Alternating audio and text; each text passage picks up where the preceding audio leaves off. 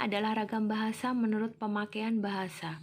Yang pertama adalah ragam bahasa berdasarkan pokok persoalan. Jika dilihat dari pokok persoalan yang dibicarakan, ragam bahasa dapat dibedakan ke dalam beberapa jenis. Bahasa yang digunakan dalam lingkungan ilmu dan teknologi berbeda dari bahasa yang digunakan dalam lingkungan hukum, serta berbeda pula dari bahasa yang digunakan dalam lingkungan seni atau kebudayaan. Demikian juga bahasa yang digunakan dalam lingkungan agama berbeda pula dari bahasa yang digunakan di lingkungan olahraga, dunia niaga, atau dunia politik.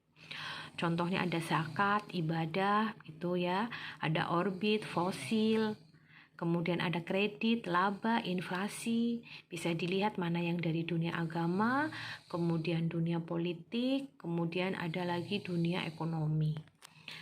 Dan contohnya masih banyak lagi. Lanjut ya teman-teman. Kemudian ragam bahasa berdasarkan sarana atau media itu terdiri dari dua jenis. Yang pertama ragam bahasa lisan dan ragam bahasa tulis. Ragam lisan ini mencakup aspek lafal, tata bahasa, bentuk kata, susunan kalimat, dan kosakata. Kemudian lafal ini terdiri dari aspek pembeda ragam bahasa lisan dari ragam bahasa tulis. Sedangkan ejaan merupakan aspek pembeda dari bahasa tulis dari ragam bahasa lisan. Jadi ragam bahasa lisan kita berurusan dengan lafal, sedangkan ragam bahasa tulis kita berurusan dengan tata cara penulisan atau ejaan itu sendiri. Nah, contohnya di sini kita sering mengenal energi, itu kita mengucapkannya Inggris-Inggrisan, energi. Padahal yang betul kita mengucapkan tetap energi. Target bukan target. Kemudian asas bukan azaz. Minus bukan minus. Gitu ya. Di sini yang perlu kita perhatikan ialah pembicara dalam ragam lisan dapat memanfaatkan peragaan seperti gerak tangan, air muka, tinggi rendah suara untuk membantu pemahaman gagasan. Sedangkan di dalam ragam bahasa tulis, hal itu tidak dapat dilambangkan. Oleh sebab itu, dalam ragam bahasa tulis dituntut adanya kelengkapan unsur. Nah, unsur itu adalah unsur tata bahasa baik bentuk kata maupun susunan kalimat. Ketepatan pilihan kata, kebenaran, penerapan kaidah, ejaan, serta punktuasi atau tanda baca untuk memperjelas kejelasan pengungkapkan. Contohnya lagi misalnya, tutup pintu itu kalimat perintah ya.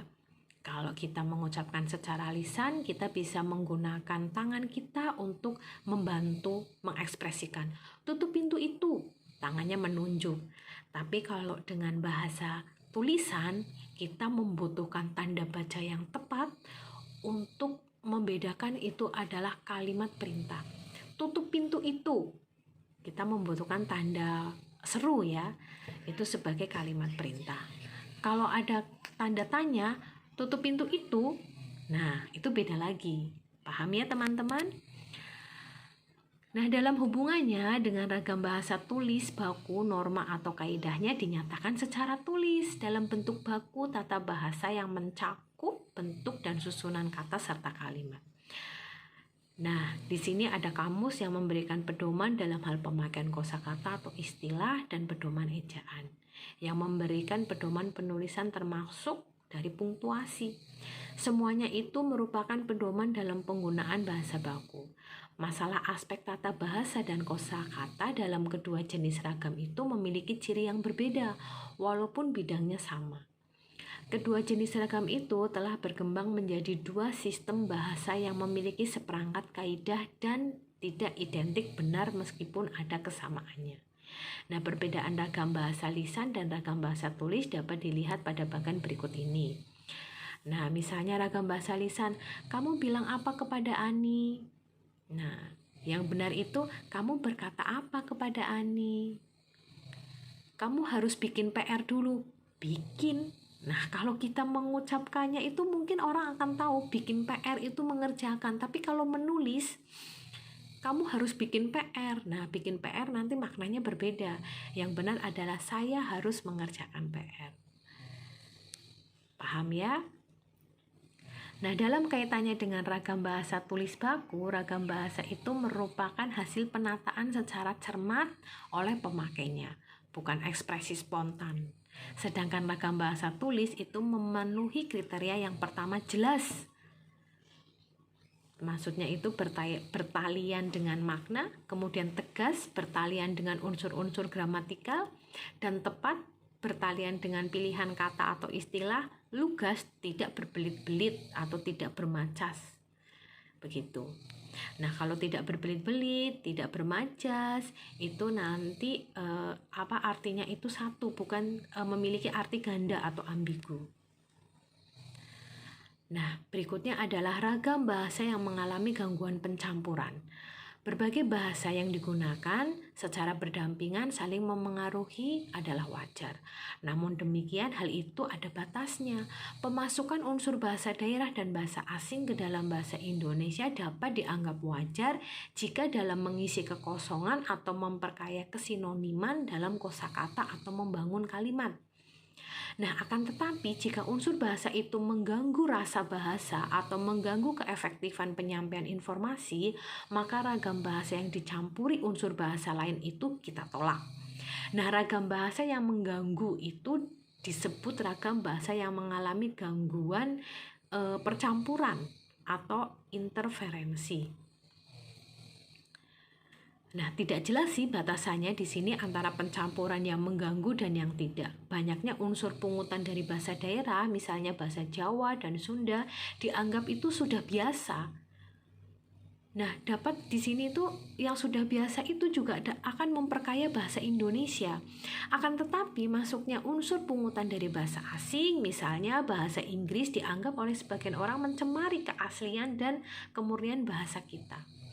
Lafal Indonesia yang kejawa-jawaan atau kesunda-sundaan masih dapat diterima daripada orang yang lafalnya ke Inggris-Inggrisan.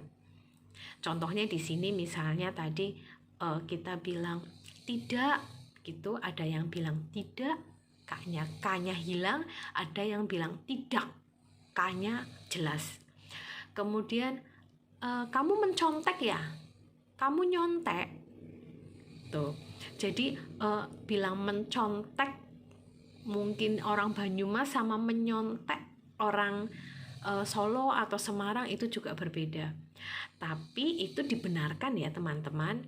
Yang disalahkan atau yang tidak boleh sebetulnya itu kalau bahasa Indonesia yang ke Inggris-Inggrisan. Contohnya itu kita mengucapkan, oh iya itu ada becak. Kita mengucapkannya ada becak, ojek, begitu. Kemudian bilang matahari, begitu ya. Dan masih banyak contohnya yang ke Inggris-Inggrisan itu yang tidak boleh. Paham ya? Nah, kemudian ragam bahasa berdasarkan situasi pemakai, ada dua masalah pokok dalam penggunaan bahasa, yaitu yang pertama penggunaan bahasa baku dan penggunaan bahasa tidak baku. Nah, penggunaan bahasa tersebut terkait dengan situasi, yaitu situasi resmi dan situasi tidak resmi. Di dalam situasi resmi itu contohnya di sekolah, di kantor, kemudian atau pertemuan yang lain itu digunakan bahasa baku, sedangkan dalam situasi tidak resmi ya digunakan bahasa tidak baku. Contohnya, saya ingin meminjam buku ya Bu, gitu. Kalau misalnya ke guru atau ke dosen, tapi kalau ke teman biasa ya pinjam bukunya ya.